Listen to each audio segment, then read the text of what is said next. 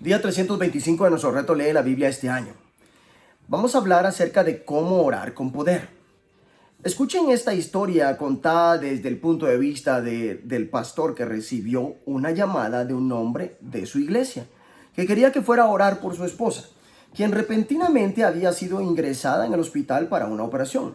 Casualmente, él tenía una cita médica para una infiltración en su hombro cerca de ahí. Había sufrido de periartritis del hombro congelado, durante casi 2 años. Sin embargo, en los 2 días previos a la cita había sentido una mejoría repentina. Cuando se le explicó eso mismo al especialista, se quedó mirándolo y le dijo, es un milagro. A lo cual le preguntó, los hombros congelados no mejoran de repente. Una y otra vez repitió, no es un milagro. Allí estaba un médico secular tratando de persuadir a un pastor más bien incrédulo de que lo que había sucedido solo podía explicarse por el poder sobrenatural de Dios. Ya saliendo para orar en el hospital, le dio gracias por alimentar su fe.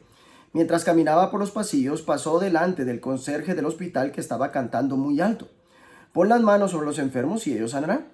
Le dije, eso es exactamente lo que voy a hacer. Me miró profundamente sorprendido y asombrado. Obviamente, él no pensaba que yo fuera el tipo de persona que podría creer eso. Subí las escaleras para orar por la mujer y le expliqué por qué mi fe estaba fortalecida. Entonces ella me contó que había estado leyendo Santiago 5, nuestro pasaje para hoy, que dice, ¿está enfermo alguno de ustedes? Haga llamar a los ancianos de la iglesia para que oren por él. La oración de fe sanará al enfermo. Santiago 5, versículos 14 al 15. A esas alturas el Señor había dado suficientes señales para orar con fe, incluso para este pastor. El Espíritu Santo vino sobre ella con gran poder. No la sanó inmediatamente, aunque ahora está mejor, pero aquello me dio una mayor comprensión de la oración de fe. Watchman Nee escribió, nuestras oraciones constituyen la vía por la cual el poder de Dios puede venir. Su poder es irresistible como una poderosa locomotora, pero no puede llegar hasta nosotros sin rieles.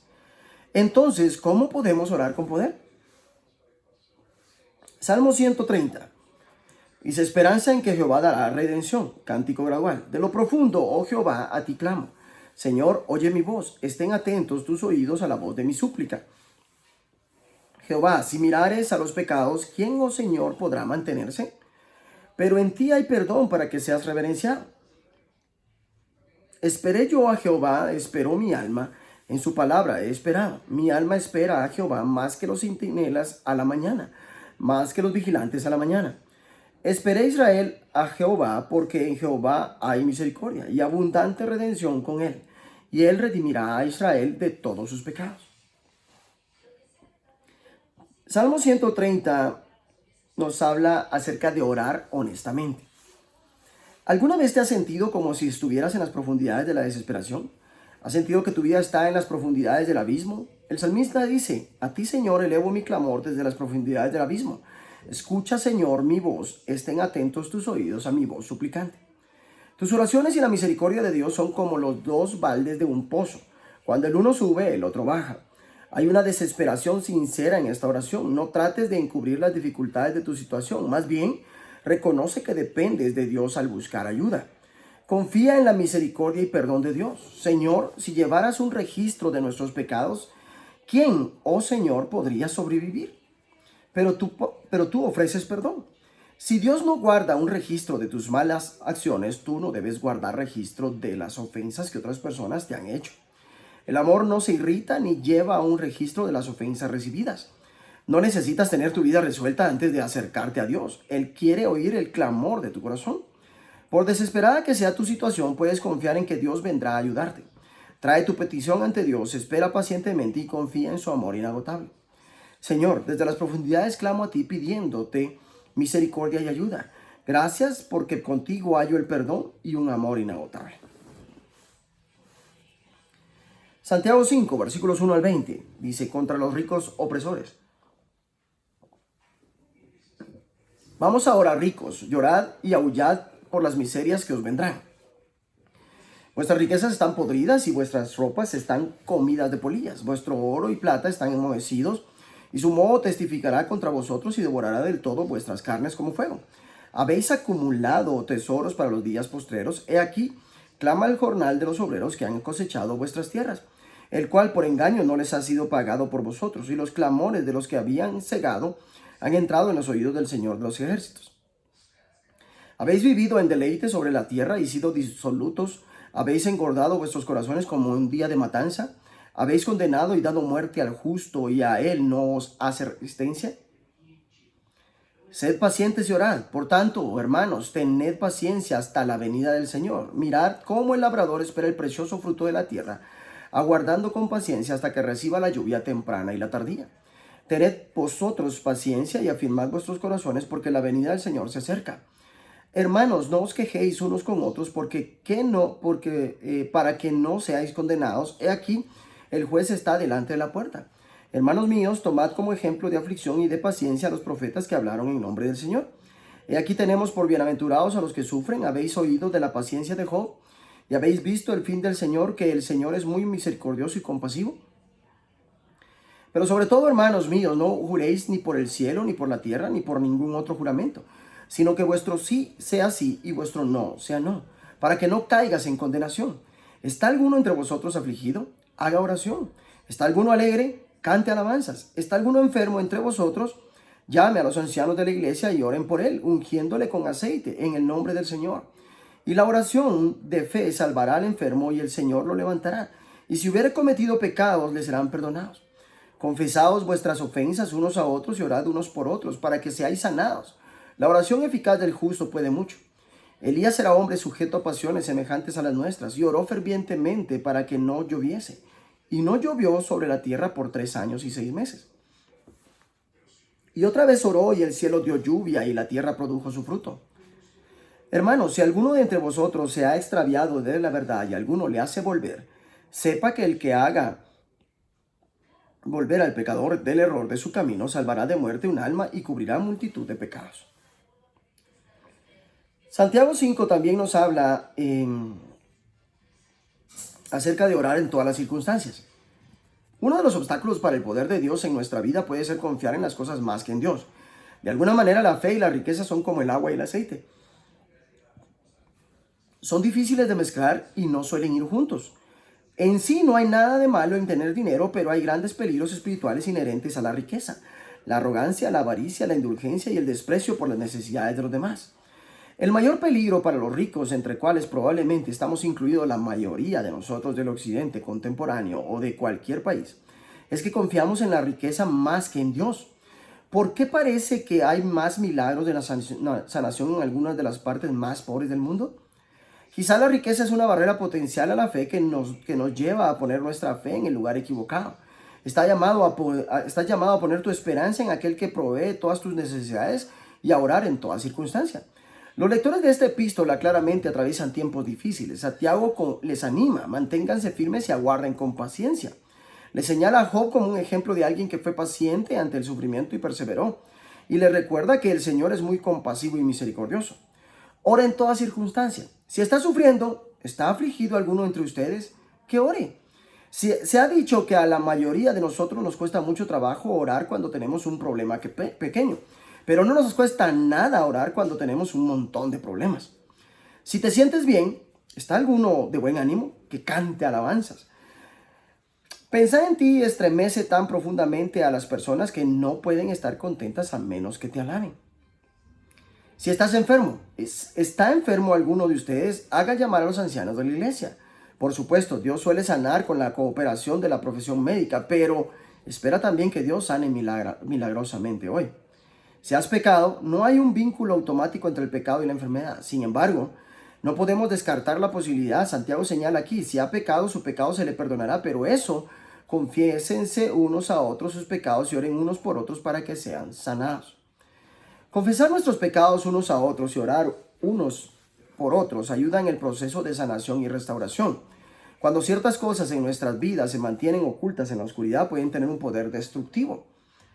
Cuando las sacamos a la luz, somos liberados. Esto no significa necesariamente que tengamos que contárselo al mundo entero, pero necesitas encontrar al menos una persona en la que puedas confiar y con quien puedas ser totalmente honesto y vulnerable y puedas desahogarte. La oración es poderosa y eficaz.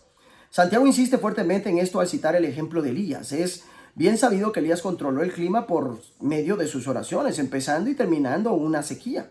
Sin embargo, Santiago declara, era un hombre con debilidades como las nuestras. En otras palabras, lo que Elías pudo hacer, tú lo puedes hacer también. Señor, gracias por escuchar mis oraciones. Hoy oro por todas las cosas que me están pasando en esta vida. Vamos a leer Ezequiel 40, la visión del templo. En el año 25 de nuestro cautiverio, al principio del año, a los 10 días del mes, a los 14 años después que la ciudad fue conquistada, en aquel mismo día vino sobre mí la mano de Jehová y me llevó allá.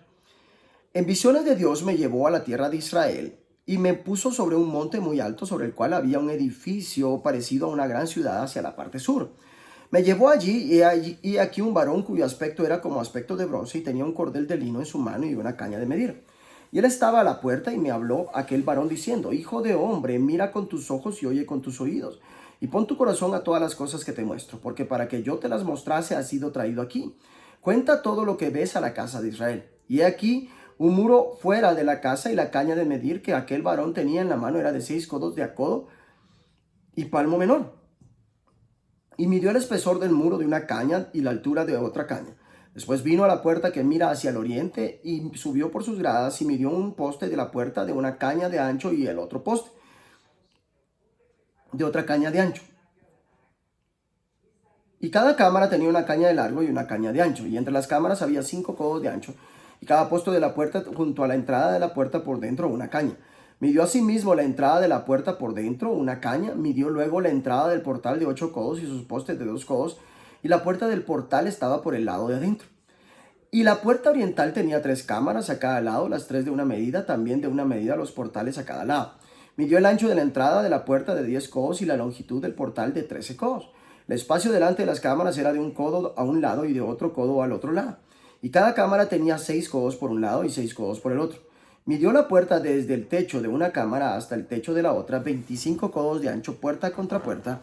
Y midió los postes de 60 codos, cada poste del atrio y del portal todo en derredor. Y desde el frente de la puerta de la entrada hasta el frente de la entrada de la puerta interior, 50 codos. Y había ventanas estrechas en las cámaras y en sus portales por dentro de la puerta alrededor.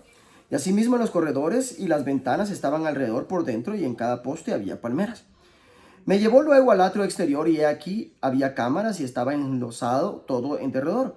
30 cámaras había alrededor en aquel atrio. El enlosado a los lados de las puertas está en proporción a la longitud de los portales, era el enlosado más bajo.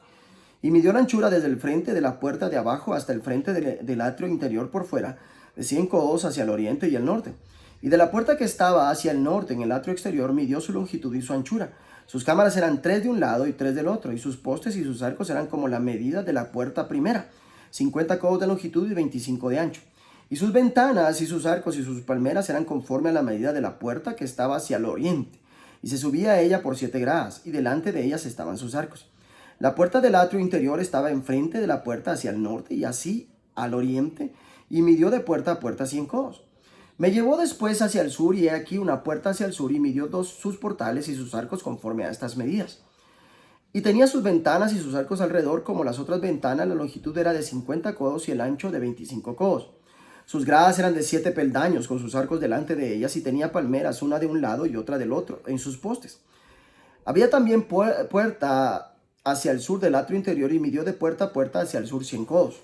Me llevó después en el atrio de adentro a la puerta del sur, y midió la puerta del sur conforme a estas medidas. Sus cámaras y sus postes y sus arcos eran conforme a estas medidas, y tenían sus ventanas y su alrededor. La longitud era de 50 codos y de 25 codos el ancho. Los arcos alrededor eran de 25 codos de largo y 5 codos de ancho. Y sus arcos caían afuera al atrio con palmeras en sus postes, y sus gradas eran de 8 peldaños. Y me llevó al atrio interior hacia el oriente, y midió la puerta conforme a estas medidas. Eran sus cámaras y sus postes y sus arcos conforme a estas medidas, y tenía sus ventanas y sus arcos alrededor. La longitud era de 50 codos y la anchura de 25 codos. Y sus arcos caían afuera del atrio con palmeras en sus postes de un lado y de otro, y sus gradas eran de 8 peldaños. Me llevó luego a la puerta del norte y midió conforme a estas medidas, sus cámaras, sus postes, sus arcos y sus ventanas alrededor. La longitud era de 50 codos y de 25 codos el ancho. Sus postes caían afuera del atrio con palmeras a cada uno de sus postes de un lado y de otro, y sus gradas eran de 8 peldaños. Y había allí una cámara y su puerta con postes de portales, allí lavaran el holocausto. Y en la entrada de la puerta había 2 mesas a un lado y otras 2 al otro. Pero degollar sobre ellas el holocausto y la expiación y el sacrificio por el pecado, a un lado por fuera de las gradas, a la entrada de la puerta del norte, había 2 mesas y al otro lado que estaba a la entrada de la puerta 2 mesas. 4 mesas a un lado y 4 mesas al otro lado, junto a la puerta 8 mesas sobre las cuales degollarán las víctimas. Las 4 mesas para el holocausto eran de piedra labrada de 1 codo y medio de longitud y codo y medio de ancho y de 1 codo de altura. Sobre estas pondrán los utensilios con que degollarán el holocausto y el sacrificio, y adentro ganchos de 1 palmo menor dispuestos en derredor y sobre las mesas de la carne de las víctimas. Y fuera de la puerta interior, en el atrio de adentro, que estaba al lado de la puerta del norte, estaban las cámaras de los cantores, los cuales miraban hacia el sur. Una estaba al lado de la puerta del oriente, que miraba hacia el norte. Y me dijo, esta cámara que mira hacia el sur es de los sacerdotes que hacen la guardia del templo. Y la cámara que mira hacia el norte es de los sacerdotes que hacen la guardia del altar. Estos son los hijos de Sadoc, los cuales son llamados de los hijos de Leví para ministrar a Jehová. Y midió el atrio 100 codos de longitud y 100 codos de anchura. Era cuadrado y el altar estaba delante de la casa. Y me llevó al pórtico del templo y midió cada poste del pórtico 5 codos de un lado y 5 codos de otro. Y la anchura de la puerta 3 codos de un lado y 3 codos de otro. La longitud del pórtico 20 codos y el ancho 11 codos, al cual subían por gradas. Y había columna junto a los postes, una de un lado y otra de otro. Ezequiel 40. Ezequiel 40 también nos está hablando acerca de orar con los ojos abiertos y los oídos atentos. La oración no es solamente un monólogo, es un diálogo. Dios te habla cuando oras. Ezequiel dice, el Señor puso su mano sobre mí y fue llamado a ser profeta y predicador.